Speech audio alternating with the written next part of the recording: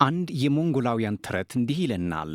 ከዕለታት አንድ ቀን ጥንት ግመል የዛሬውን አጋዘን አይነት የሚያምሩ ቅርንጫፎቻማ ቀንዶች ነበሩት ይባላል። ባለ 12 ቅርንጫፍ ቀንዶችም ነበሩ።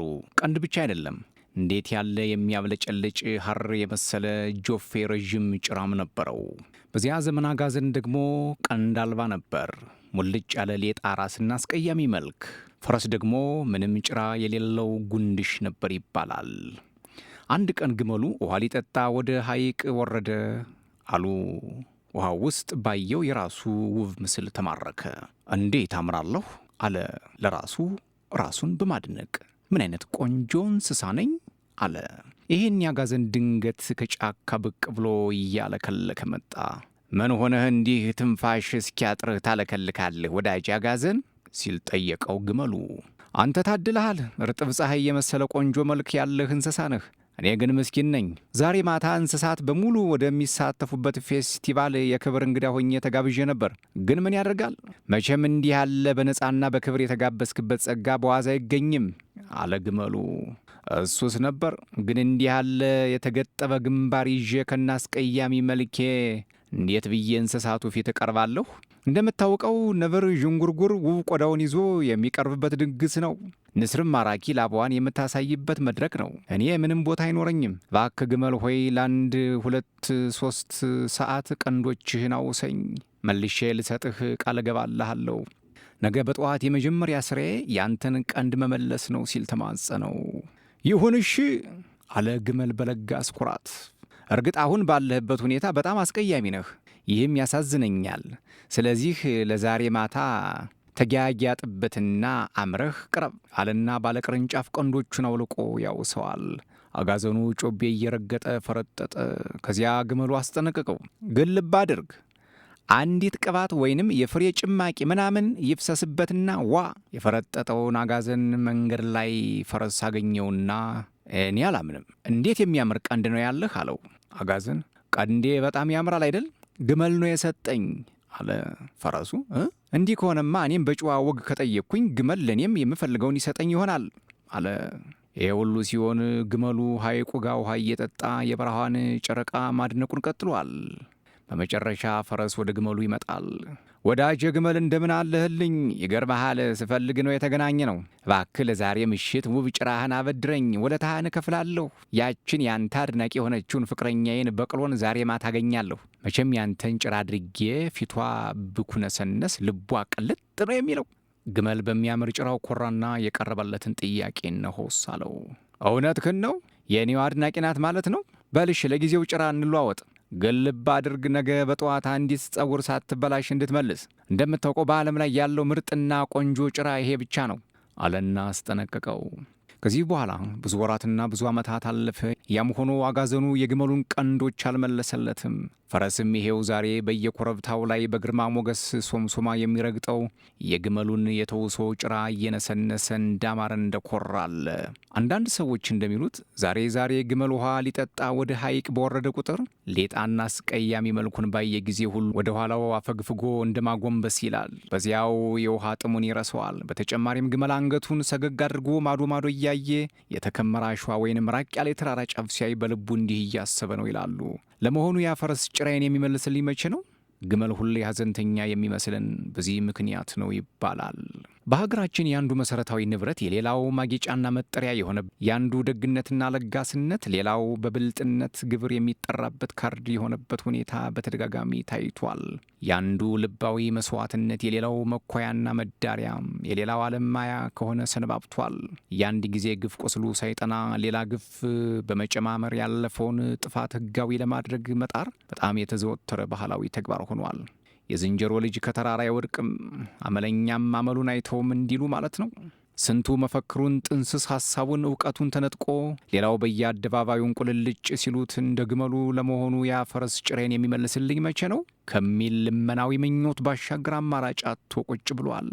የራስህ ዲሞክራሲ ነው፣ ሰጭም ነሽም የለብህም ተብሎ ባዶ እጁን የተቀመጠ ስንት ነው? ትላንት ራሱ ባጠረው አጥር ከጨዋታው ውጭ ሆኖ እንቁልልጭ ሲባል የሚውል ስንቱ ነው? አባብሎ ለምኖ ቀበረኝ ብሎ ጎጆ ወጥቶ አላውቅህም ሲባል አፉን የዘጋ ስንቱ ነው? ውሃ ጠጥቶ እንደ ግመሉ ጥሙን የረሳስ ቤት ይቁጠረው። ብዙ ጊዜ ተነስተው ብዙ ጊዜ ተድበስብሰው እንደገና ብዙ ጊዜ የሚዳክሩ ስንት ጉዳዮች ሆኑ ልመናዎች፣ ማቆሻበሎች፣ ያላንተ ማን አለኝ መባባሎች ለሕዝብ ብዙ ፋይዳ እንዳልሰጠው ብዙ የቅርብና የሩቅ ትውስታዎች ነግሩናል።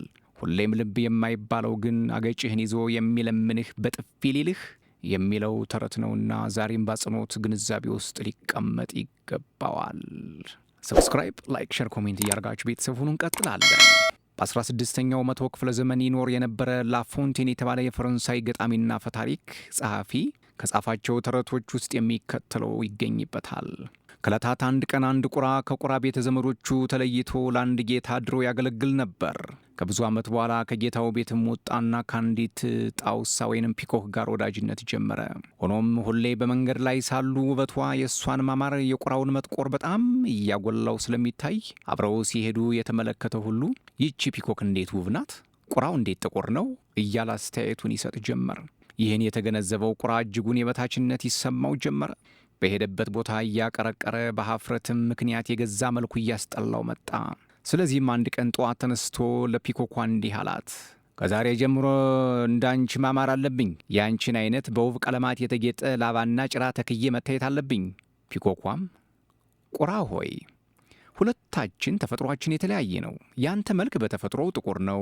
የኔ ከተለያየ ቀለማት የተሰራ የአይን ብሌን የመሰለ ጠቃጠቆ ህብር ያለው ነው። የኔ ክንፍ ለስላሳ፣ የጭንቅላቴም ጉትያ ልዩ የላባ ጉልላት ያለው ነው። ጭራዬም እንደምታየው መሬቱን እየረገጠ የሚሄድ ዘርፋፋ ጥቅጥቅ ያለና ከግማሽ ሜትር በላይ ርዝመት ያለው ነው። እንዴት አድርገህ ነው እኔን ለመምሰል ትችላለህ ስትል ጠየቀችው። ቁራም በምንም አይነት አንቺ ከኔ አትበልጭም ሲል በግትርነት አረመረመ። ፒኮኳም እኔ እኮ ካንተ በልጣለሁ አላልኩም፣ ግን ካንተ ለያለሁ ነው የምለው። ቁራው በልህ እየበረረ እንዴት አንቺን ለመምሰል እንደማልችል አሳይሻለሁ ብሎ የተለያዩ ቀለም ያላቸው ላባዎች ወደሚያገኝበት ቦታ ሄደ። ከዚያ የራሱን ላባ አንስቶ በገላው ላይ ልዩ ልዩ ቀለም ያለው ላባና ረዥም ዘርፋፋ ጭራ አስተከለ። ከፒኮኳ እኩልም የሆነ መሰለው። ከእንግዲህ የተለየው ፍጡር መሆኔን ለማሳየት በየቦታው መዞር አለብኝ ብሎ ከፒኮኳ ተለይቶ ሄደ። ቀጥሎም ምን አይነት የተፈጥሮ ለውጥ እንዳመጣ ሊያሳየው ወደ ድሮ ጌታው ተመልሶ ሄደ። መለወጡንም አስረዳው። ጌታውም በእርግጥ መለወጥህን ለማየት የገላህ ቆዳ ምን እንደሚመስል ማየት አለብኝ ብሎ ተነስቶ ቁራውን ጨምድዶ ያዘው። ላባና ጭራውን ሁሉ ነጭቶ ልሙጡ የውስጥ ቆዳው እስኪታይ ድረስ ላጭቶት ሲያበቃ ቅንጣት ታህል እንኳ የተለወጥከው ነገር የለም፣ ሂድ ውጣ፣ ከኔ ዘንድ አትቀመጥም ሲል አባረረው። ቁራም ተነስቶ ወደ ጥንት ዘሮቼ ወደ ቁራዎቹ ዘንድ ሄጄ እቀላቀላለሁ ብሎ ወደ ቀየው ሄደ። እዚያ ሲደርስ ግን ያልጠበቀው ነገር ገጠመው። ዘመዶቼ በቁጣ እንዲህ ልሙጥ ገላ ያለውና አንድም ጥቁር ላባ በቆዳው ላይ የማይታይበት የቁራ ዝርያ አናውቅም። አንተ የእኛ ዘር አይደለህም፣ እንዲያውም እኛን መስለህ ልታጭበረብር ነው የመጣሁ ብለው ተባብረው ደብድበው ገደሉት። ካለ ራስ ተፈጥሮ ሌላውን መምሰል እንጂ መሆን አይቻልም። መምሰል ጊዜያዊ ቀለም ነው። መምሰል ጊዜያዊ ላባ ነው። መምሰል የሚመነጭ መልክ ነው። እውነተኛ ማንነት በዚህም ቢሉት በዚያ መታየቱ የማይቀር ነው። ጅግራን ከጅግራም ቆቅን ከቆቅ በአንድነት የሚያውላቸው የተፈጥሮ ባህሪ አላቸውና ከዝርያቸው ተነቅለው ጅግራም ቆቅ ልሁን ብትል አይሆንም፣ ቆቅም ጅግራ ልሁን ብትል ከንቱ ጥረት ነው። በሀገራችን ከጥንት ከጠዋት ጀምሮ ከቢሮ ወንበር እስከ ፖለቲካው የአደባባይ መድረክ መልካቸውን በመቀያየር ሌላውን መስለውና አክለው ለመታየት የሞከሩ የፖለቲካ ፓርቲዎች፣ ቡድኖች እንዲሁም ታዋቂ ግለሰቦች አያሌ ናቸው። ችግሩ ግን ወንበር ቢቀያይሩ፣ የፖለቲካ ዣንጥላ ቢዋሱ፣ ከሀገር ሀገር ቢለውጡ፣ ከአህጉር አህጉር ቢዞሩ የሚመስሉት ሳይሆን የሆኑት ብቅ ማለቱ አለ አይባልም። በሎሚ እንደጻፉት ፊደል ቀስ እያለ እየደመቀ እውነተኛው ማንነት ይታያል። ከመሰረትህ ጋር አትጣላ፣ ለሁል ጊዜ ይሆናል። ከካብ አትጠጋ፣ ላይህ ላይ ይፈርሳል ይሏልና የሀገራችን ሰዎች። ለመመሳሰል ብሎ የመሰረትን መልቀቅ ደግሞ ደግ አይደለም። ከኢትዮጵያ ተማሪዎች እንቅስቃሴ ጊዜ ጀምሮ በፖለቲካ ትግል ተሞክሮ ውስጥ የምናየው አንድ ቋሚ ክስተት የድርጅቶች መሰነጣጠቅ ነው። በኢትዮጵያም ከሀገር ውጭ በተፈጠረ በየትኛውም ድርጅት ውስጥ እስከ ዛሬ ይኸው የመሰነጣጠቅ ሂደት በተመሳሳይ በተደጋጋሚ መከሰቱ፣ ግለሰብም ቡድንም ጥሎ መውጣቱ ወደ ቋሚ ባህሪነት ማለፉን ያሳየናል።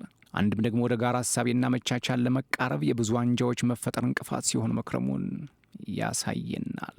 ዋናው ጉዳይ ግን ለሕዝቡስ ለሀገሩስ ምን በጀ ነው? የተማሩ የተመራመሩ በረዥሙ የፖለቲካ ሂደት ውስጥ የታገሉና የሚታገሉ የሚመስሉ የሰሩና የሚሰሩም የሚመስሉ ሁሉ ከቡድናዊ ድርጅታዊና ፖለቲካዊ ጥቅም ባሻገር ከትልቁ የአገር እድገት ስዕል አንጻር ምን ጠብ አረጉለት? ምን ግብአት፣ ምን ፋይዳ፣ ምን ንጥረ ነገር አፈሩለት ብሎ መጠየቅ ያባት ነው። ተሸክመዋል እንዳይባሉ በብብታቸው፣ ፈጭተዋል እንዳይባሉ ግማሽ ቁና የሚለውን ተረት ልብ እንዲሉ መምከር የሚያሻው አሁን ነው። ወዳጆቼ እንዲህ አይነት ሀሳቦችን ታገኛላችሁ። ሰብስክራይብ፣ ላይክ፣ ሼር፣ ኮሜንት እያደርጋችሁ ቤተሰብ ሁኑ። ሰላም